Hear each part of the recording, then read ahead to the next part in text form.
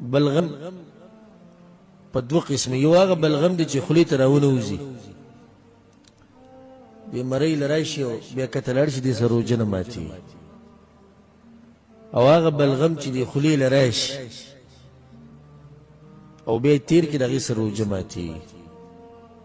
چې خولې له رالو نو بیا به څه کې، بیا به یې توکې. رانجه لګول په روژه کې د دې سره روژه نه ماتېږي. دا د عوامو سوچ دی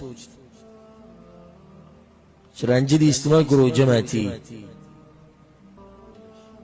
مسواک سنت طریقه د استعمالول، سنت. دا بعض علما دا خبره کوي روژه کې به مسواک نه استعمالوي ورځي. وجه وی دا ده چې د دې سره د خولې بین بدلیږي او د الله دغه بین خوښ دی. لکه فضایلو کې موږ سره تېر شوي دي که نو موږ ورته وایو چې دې سره بین نه بدلیږي، ځکه چې دا بین د معده خالي ده. نو که دې د خوله په ډېرو مسواکونو او برشونو باندې وینځي، صرف غاښونه ظاهري پاکېږي. په دې ورسېدی که نه؟ دا کمزوري خبره ده. رسول صلی الله علیه وسلم ثابت دي په صحیح روایتو کې چې هغه مسواک استعمال کړی، صحابه کرامو استعمال کړی. درشه مسواک چې استعمالوي احتیاط کوه چې کوم مسواک چې ستا خولې کې پاتې کېږي صحیح سي چې هغه تېر نه کړي. لاړو تېرولو سره روژه نه ماتېږي، لاړو تېرولو سره روژه نه ماتېږي. خوشبو استعمالول د دې سره روژه نه ماتېږي. صرف دغه چې دا کم خوشبو چې د لوګۍ والی بخور چې ورته وایي، دې کې احتیاط پکار دی چې د لوګۍ دننه لاړ نه شي خولې ته. بس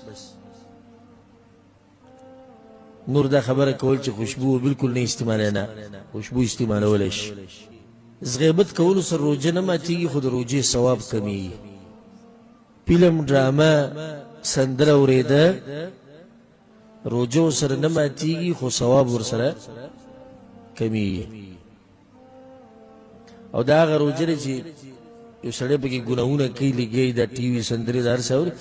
رسول صلی الله علیه وسلم ویلي چې الله ته ضرورت نشته د دوی د دې روژې، د دوی چې د ځان صرف د اوبو نه منع کړی او د خوراک. دا غټه خبره. خو موږ خبره دلته د روژې د ماتېدو نه ماتېدو کوو. دا بعضو خلکو د مولیانو د عوامو دا سخته خبره خو ته وګوره، ویوي چې ټي وي د ګورو روژه نه ماتېږي. نو چې شریعت دا موږ ته نه ده بیان کړي چې ماتېږي دې سره، نو موږ یې ولې په خپله ماته کړو؟